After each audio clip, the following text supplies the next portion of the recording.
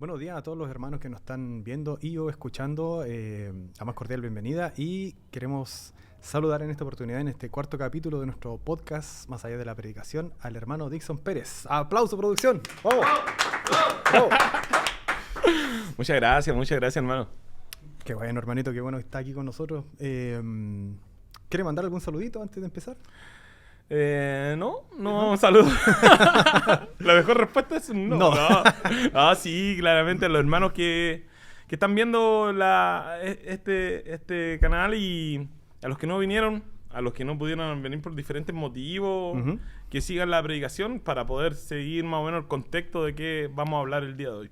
Claro. Empezando ya al tiro de la primera pregunta, ¿qué te gustaría agregar? Aparte de lo que pudiste predicar, de todo lo que estudiaste, algo que podáis sumarle a la predicación. Mira, realmente uno al hacer el estudio uno ve y va viendo que de repente se le van a hacer muy poco los versículos, muy poco las notas que uno hace, pero después cuando ve el reloj uno ve que le va faltando tiempo para poder un poco estar sumando más comentarios, más información sobre los textos que uno le tocó predicar. Me gustaría un poco compartir más, profundizar sobre el tema que me llamó la atención, el cómo los judíos trataban de un poco cubrir o un poco disimular lo que era su marca de la circuncisión. Claro. Y que no solamente era en ese momento el hecho de tratar de encubrir su marca, sino que a través de la historia también en un libro histórico habla sobre este hecho, cómo ellos trataron de ser parte de una cultura, digamos así, pagana de los griegos y cómo ellos trataron de disimular su marca a través de revertir esto. Si bien ya no se podía revertir, lo trataron de cubrir o disimular.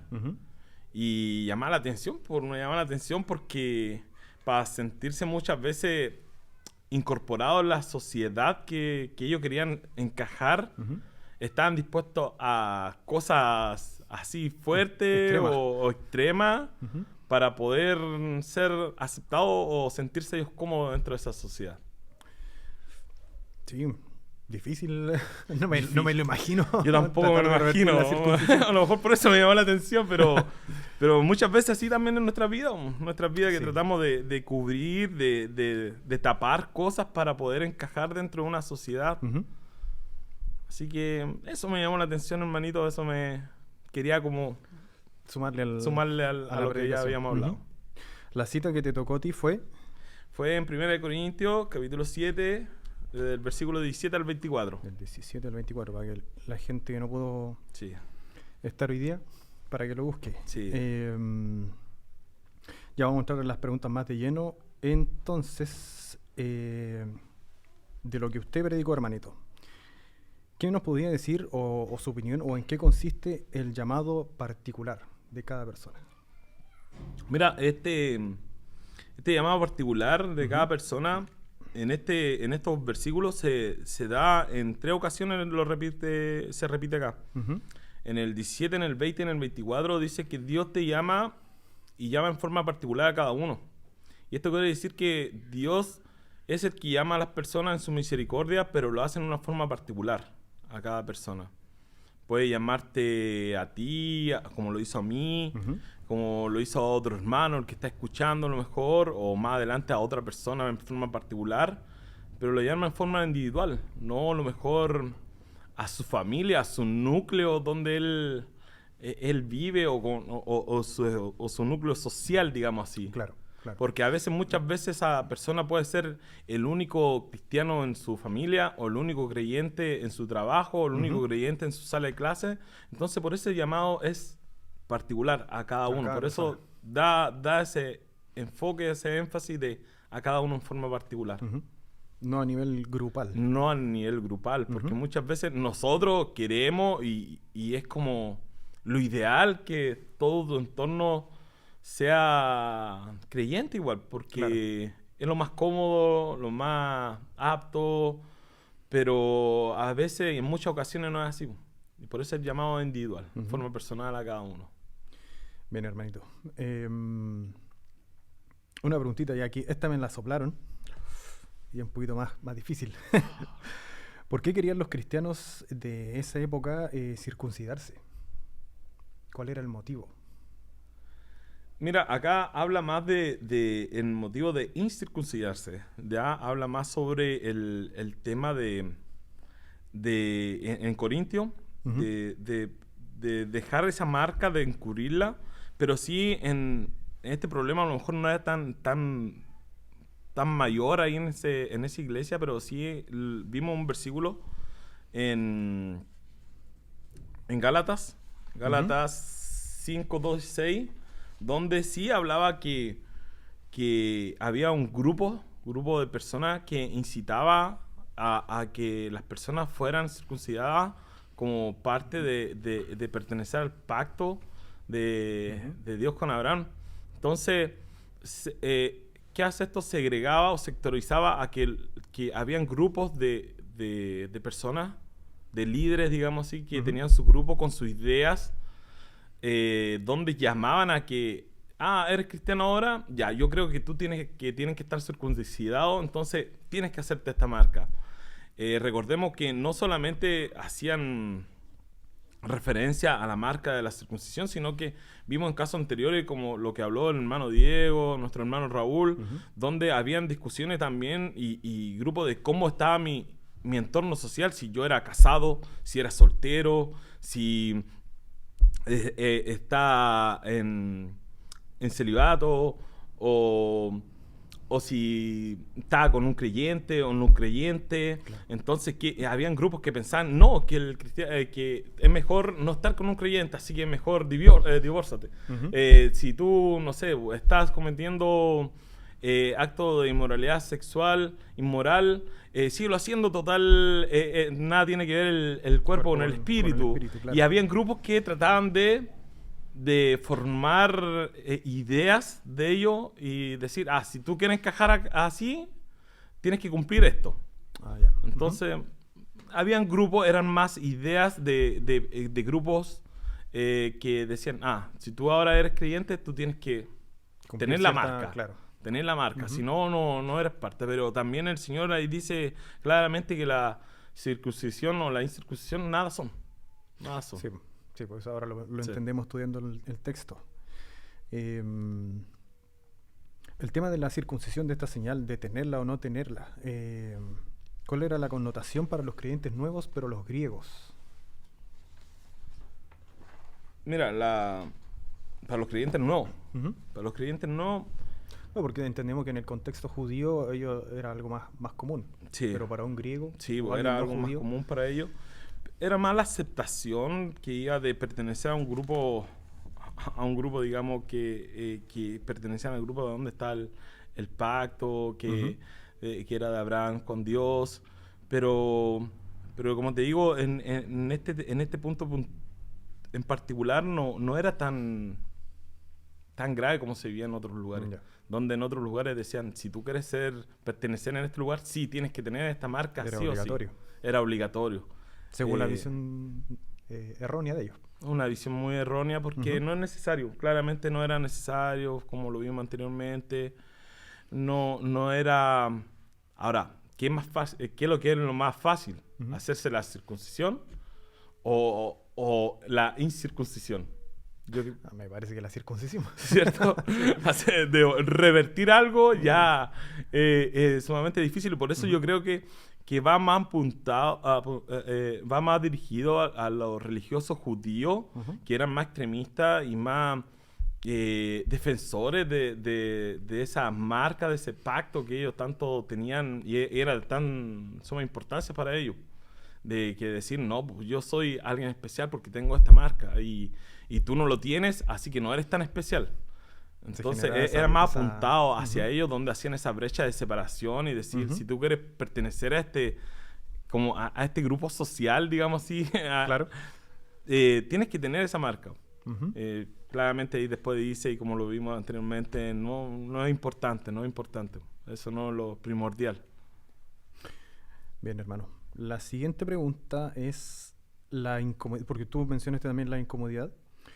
La incomodidad es señal del llamado de Dios, es fijo, que uno puede decir, tengo una incomodidad física o espiritual o en mi mente, ¿será que Dios me está llamando? Mira, yo creo que el llamado de Dios, como lo vimos, es particular a cada uno. Claro. Y cada uno de nosotros somos diferentes. Sin duda somos diferentes. Estamos inmersos dentro de un grupo social todo diferente. Tú trabajas en un lado, yo en otro lado. Las familias son diferentes. Pero tenemos algo en común, que creemos en el mismo Dios. Sí. Y al estar en grupos sociales diferentes, lo sentimos incómodos muchas veces. ¿Por qué?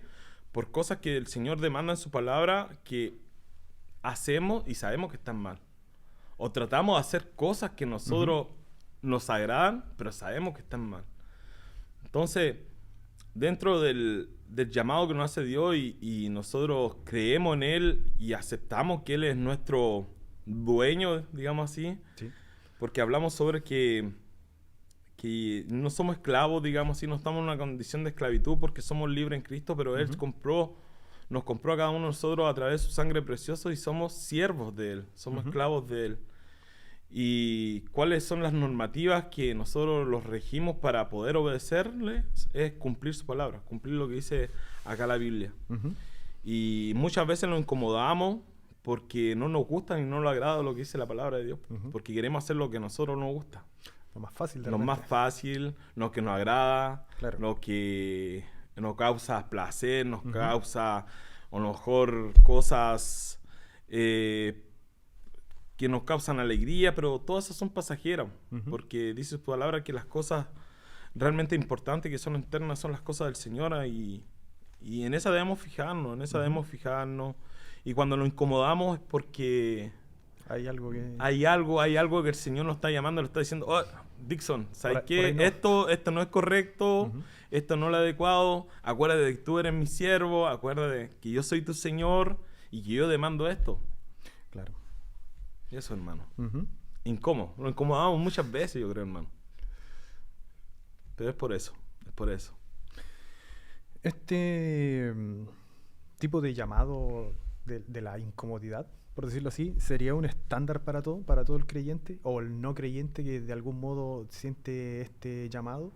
Yo creo que el que es llamado, el que vive en este proceso donde Cristo ya te ha llamado a ser parte de su familia, obviamente que tenés que pasar por una incomodidad, porque nosotros somos perfeccionados bajo su palabra, nosotros somos transformados bajo su palabra, y nosotros somos pecadores, aceptar que somos pecadores, aceptar que muchas cosas nos van a incomodar. Me va a incomodar el dejar un grupo de amistad, a lo mejor que ya no quiere creer, o que yo, por más que me esfuerce en ser luz, o más que me esfuerce en llevar su palabra, en poder compartir su evangelio, pero hay un momento donde ya me va a incomodar tanto que voy a tener que retirarme de un lugar donde me acomodaba. Me va a tener que incomodar de repente de obedecer su palabra, como yo le comparto a veces a los chicos, a los jóvenes, de que muchas veces a lo mejor me puede agradar una chica que no es cristiana y decir, ¿y qué dice la palabra del Señor? No, que no hay yugo desigual, que busques a alguien que es cristiano, que ores por esa persona, pero en nuestra juventud nuestra tendencia es hacer lo incorrecto porque quiero, me llama la atención alguien que no es cristiano, alguien que no es cristiana, y eso me incomoda. ¿Pero por qué me incomoda? Porque soy desobediente en su palabra, porque el Señor dice una cosa y yo no quiero obedecerlo. Pero acá el Señor nos anima a que si nos incomoda eso es porque ya el Señor está tocando tu vida, está tocando tu corazón, te llama a que sea transformado, te llama a que quites esas cosas, que cumpla su palabra. Que acá en el versículo 19 decía que hablaba de la circuncisión, pero dice que eso no es importante, sino lo importante que lo que es guardar los mandamientos de Dios, guardar su palabra. Dice guardar, cuando yo hice el estudio decía sobre cumplir. Claro, nosotros podemos guardar, saber qué es lo que el Señor demanda de nosotros, pero cumplirlo. Ahí está lo complicado. Ahí está lo complicado. Y eso es lo que nos invita al Señor, por cumplir lo que dice su palabra. Y eso es lo que muchas veces nos incomoda. Y es el proceso, yo creo que vive cada creyente, que muchas cosas le van a incomodar. Pero si te incomoda, esté feliz, porque es porque el Señor está transformando tu vida. Está en ese proceso. Y siguiendo con el tema de la incomodidad, ¿qué pasa con...? Bueno, hay niños más grandecitos que podrían contarle a los papás, el papá, a la mamá, pero por ejemplo un niñito o una niñita que le cuesta expresarse y de algún modo sintiera esta incomodidad que se le puede atribuir a un llamado, ¿cómo se puede actuar ahí? Mira, me ha pasado, aunque no últimamente, con los chicos. Y lo mejor yo creo que es siendo claro, que es no darle tantas vueltas al asunto y hablarle con claridad, porque la palabra de Dios es clara. La palabra de Dios es clara, y si hay algo que al chico le está incomodando, por ejemplo, el tema que hablamos recién, que es muy habitual a esta edad de los 15, 14, hasta los 18 años, ¿cierto? Y más del el tema de andar buscando de repente enamorarse de una chica no creyente. Uno es claro y lo mejor es decirle las cosas como son. ¿Sabes qué? La Biblia demanda esto. Si te gusta alguien, ora por esa persona, confía en Dios, espera en Dios. Él hará las cosas perfectas en tu vida. Pero ¿qué pasa con esos jovencitos más crecidos? Muchas veces pasa igual que nosotros, que son porfiaditos, pero yo creo que la mejor manera de poder hablar esos temas es hablarlo de forma precisa y concisa. No darle tantas vueltas. Porque al final, en darle tantas vueltas, termináis acomodando la palabra de Dios a lo que ellos quieren escuchar. Sí. Y lo que ellos quieren escuchar es la verdad. Hacerlos sentir incómodos. Si están mal, que sientan que están mal. Y que deben corregirlo. No tratar de acomodarle y de crearle el cuento en algo bonito donde sí podría ser, pero no podría ser. Ya, si tú tomas esa decisión, yo te lo dejo claro. Esto es lo que dice el Señor, pero si tú tomas esa decisión, ya ahora es tuyo, va a haber consecuencias. Y más allá a un tiempo, a corto plazo, créeme que el Señor siempre actúa, obra en la vida y va a traer las consecuencias a la vida de las personas cuando uno entra en rebelión o es porfiado en su palabra. Eso, hermano. Esta pregunta también me la pasó un hermanito de la congregación que estuvo hoy día. Después me den los nombres. Ya, mira, sería... ¿cómo sería ser un esclavo en el día de hoy? Un paralelismo del texto. Pero en el sentido espiritual o en el sentido ya... Puedes apuntarlo a los dos lados. Ya a los dos lados. Si un esclavo, yo creo, muchos me dijeron, yo hice una pregunta y muchos me dijeron que podía ser en el trabajo. Hay algunos que se sienten esclavizados del trabajo, pero hay otros que no se sienten, lo toman como una parte de su libertad en el trabajo. Se sienten más relajados. Pero yo creo que lo más cercano es estar en la cárcel, estar preso. Es lo más cercano lo que uno puede tener a estar en esclavitud. Estar en un lugar donde, si bien en el trabajo tú haces tu trabajo mal, te despiden y te vas y te volví a tu casa, acá no, que diga, si cumplí o no cumplí con lo que te demandan, no hay opción, te quedas ahí por largos días, por largos años, y en esas circunstancias que no son las más favorables, que no son las más cómodas, y tenés que cumplir lo que dicen ahí dentro de la cárcel. Muchas veces a lo mejor no hay que cumplir las normativas que dice la ley o el Estado, pero sí dentro de la misma cárcel, yo creo, y saben que hay como... La vida es como vidas complicadas, donde están las leyes internas, ¿cierto? Y yo creo que eso, hermano, es lo más semejante donde que se puede asemejar lo que es la esclavitud. Ahora, en la parte espiritual, hablamos sobre la esclavitud cuando somos esclavos del pecado. Cuando somos esclavos de caer en tentaciones. Sabemos que tenemos unas tentaciones en nuestras vidas porque todos somos diferentes y todos tenemos tentaciones y luchas diferentes. Pero cuando ya caemos en esclavitud es cuando hablamos el otro día en otro tema, cuando ya forma ser un hábito, una práctica en tu vida. Cuando ya eso es una práctica en tu vida, por ejemplo, el robar. Cuando yo robo, me arrepiento, dice su palabra que Él es fiel y justo de perdonarnos, limpiarnos de toda maldad cuando vamos delante del Señor y confesamos nuestros pecados. Pero cuando eso ya es robar, y al otro día robar, y al otro día robar, y me arrepiento y robo de nuevo, y de nuevo, ya ahí soy esclavo del pecado, soy esclavo de algo que hay en mí, de que es una práctica, que es algo habitual, que es algo que no quiero dejar, que algo ya forma parte de mi vida, y hay algo que yo dependo de eso. Entonces ahí es cuando me hago esclavo del pecado, me hago esclavo de algo que está en mí. O sea, sería una comparativa del texto a una esclavitud moderna. Una esclavitud moderna, claro. Ellos, de hecho, acá habla, la primera parte del texto habla sobre la esclavitud física. Claro. Y veíamos ahí, bueno, y parte de la historia nos dice que la esclavitud, ¿cierto?, te limita la libertad. Y ellos tenían una confusión cuando entendían que eran libres en Cristo. Entonces, ¿por qué estás esclavizado? Decían. ¿Por qué ahora si estoy libre en Cristo, por qué todavía le hago caso a este amo? Y no habla referentemente de eso, sino que habla de que obtienes tú la libertad en Cristo, la libertad de tus pecados, que ahora Él ya pagó por tus pecados.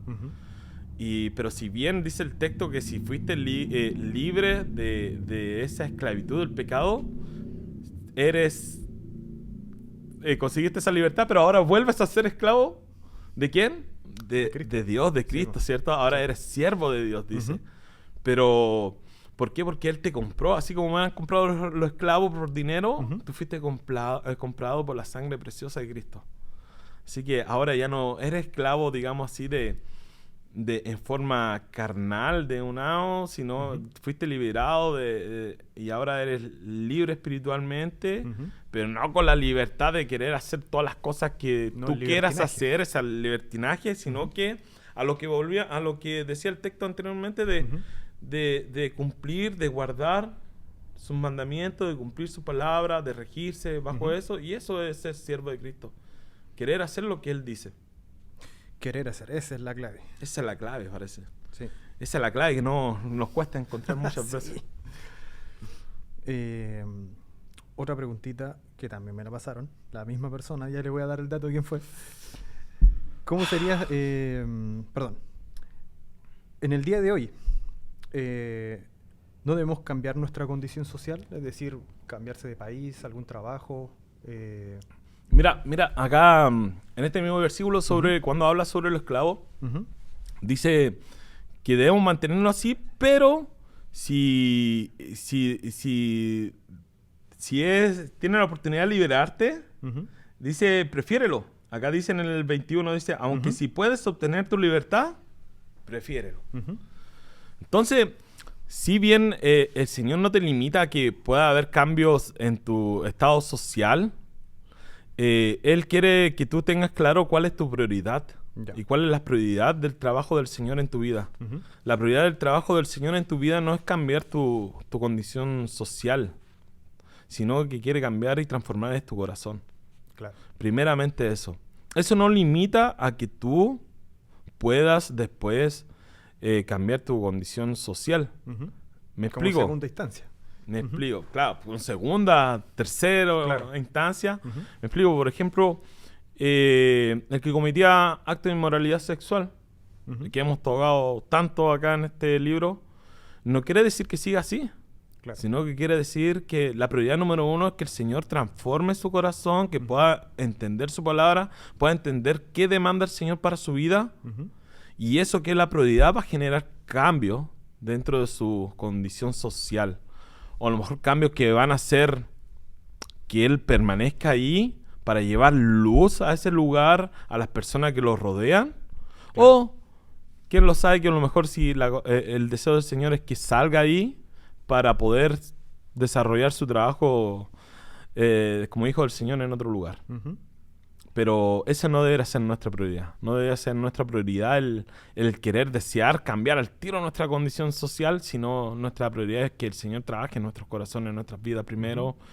Y vimos en el caso anterior, Pablo le decía a la mujer que estaba casada con un no creyente, le decía, y al revés también a un creyente que con una no creyente le decía, permaneces ahí. ¿Por qué? Porque tú vas a llevar luz a ese lugar. Porque tú eres luz en ese lugar. Entonces, ya después de generar un cambio, ya si no hay un cambio y se agota toda la instancia, el no creyente o la no creyente no quiere nada, ahí recién viene un cambio social dentro de ese lugar. Pero tú generaste todo un proceso, hermano. Sí. Y a la última preguntita, y esta es más fácil. Y me tomé todo el agua. El cambiar nuestras vidas, el cambiar nuestro corazón, permitir que Dios cambie nuestro corazón, ¿cambia nuestro entorno? ¿Genera ese cambio a nuestro alrededor? Deberá sin duda cambiar nuestro entorno. Primeramente, como hablamos recién, el Señor cambia nuestra vida en forma particular. Pero obviamente, si yo soy el único creyente en mi casa, en mi hogar, tengo que ser luz en ese lugar, y la manera de poder comprobarlo es de que tú causes algo en la otra persona. Si a lo mejor no llega o no llega a creer en Dios, no lo sabemos, claro, dijimos como en el texto anterior, pero sí generaste un cambio donde vieron en ti un testimonio, donde vieron en ti tu forma de vivir, tu forma de hablar, tu forma de actuar, tu forma de vivir el cristianismo. Y eso repercute a tu alrededor. Repercute, si tú trabajas en un lugar donde eres el único creyente, tiene que haber un golpe en ese lugar donde tú generes algo, que las personas noten algo distinto en ti. En el lugar donde trabajas, en el lugar donde estudias, en el lugar donde vives, debe haber algo distinto en ti que repercuta en tu entorno, que se note una diferencia. Y eso debiera ser, por lógica, normal. Debería ser normal en nuestra vida. Nuestro actuar debería ser diferente, nuestro vivir debería ser diferente. Y por eso el Señor te dice que permanezca en el lugar. El Señor a lo mejor te llamó en un tiempo ya adulto donde todos conocían cómo era y oye, ahora esa persona ya no es la misma de antes. Pero Él no arrancó de ese lugar. No arrancó de ese lugar, sino que lo que vieron, que en su entorno vieron algo diferente en Él. Entonces yo creo que es sumamente importante y va de la mano ese que tu entorno note algo diferente en ti, ese cambio. Que note una diferencia en nuestra actitud más que nada. Deberá ser algo lógico, algo que se dé por sí solo. Sí. Ya, pues, hermanito, estamos terminando ya este capítulo. Ah, qué bueno. Siéntase libre. Siéntase libre de compartir algún detallito, algo más que quiera agregar. ¿Todo bien? Que solamente para ayudarle a los hermanos que lo sintamos libres en Cristo, pero que lo sintamos también que esa libertad nos da que tenemos que vivir como siervos de quien lo entregó esa libertad, que es el Señor. Si nos sentimos gratos estando así, tratemos de obedecer, de cumplir sus palabras y ver que todo eso, aunque a veces nos incomode, al final va a llevar para bendiciones para nuestras vidas, bendiciones a nuestro entorno, y que no nos sintamos incómodos de repente en reflejar quién es Cristo en mi vida. Si otras personas notan que soy alguien diferente, que soy alguien nuevo, que tengo actitudes diferentes, bacán, porque eso está diciendo que Cristo está transformando mi vida, que esa es la prioridad. Después los otros cambios van a venir de a poco. Sí, paulatino. Ya, pues, hermano, muchas gracias por estar aquí con nosotros. Saludos a toda la congregación de Punta Mira y será hasta la próxima. Chao. Chao. Bien.